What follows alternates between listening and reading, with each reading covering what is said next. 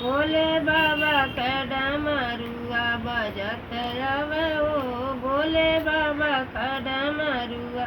कहाँ सोह चंद कहाँ चंदनवा कहाँ सोह चंद कहाँ सोह चंदनवा कहाँ पे सोए हो शीतल गंगा जी के धरावा।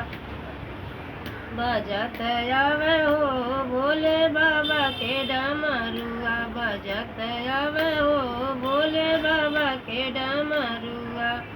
माथे सोह लीलरा सोह चंदा माथे पे चंदनवा लीलरा सोह चंदा माथे पे चंदनवा। जटा में सोए हो शीतल गंगा जी के धरावा जटा में सोए हो शीतल गंगा जी के धरावा। बजत आवे हो भोले बाबा का डमरुआ बजत आवे हो भोले बाबा का डमरुआ।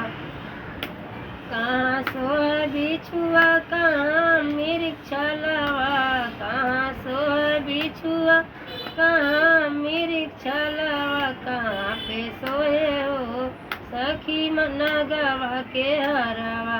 कहाँ सोए हो सखी नगवा के हरावा। बजत आवे हो भोले बाबा के डमरुआ।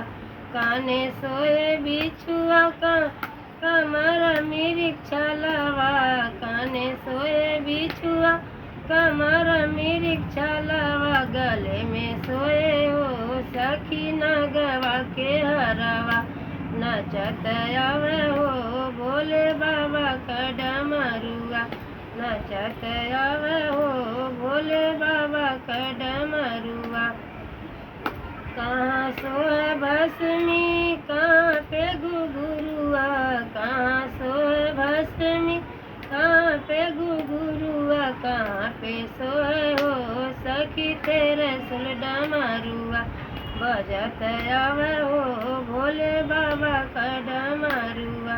ताने सोह भस्मी पाव में घुघुरुआ ताने सोह भस्मी पाव में घुघुरुआ। हाथ में सोए हो सखी तेरे सुल डमरुआ हाथ में सोए हो सखी तेरे सुल डमरुआ।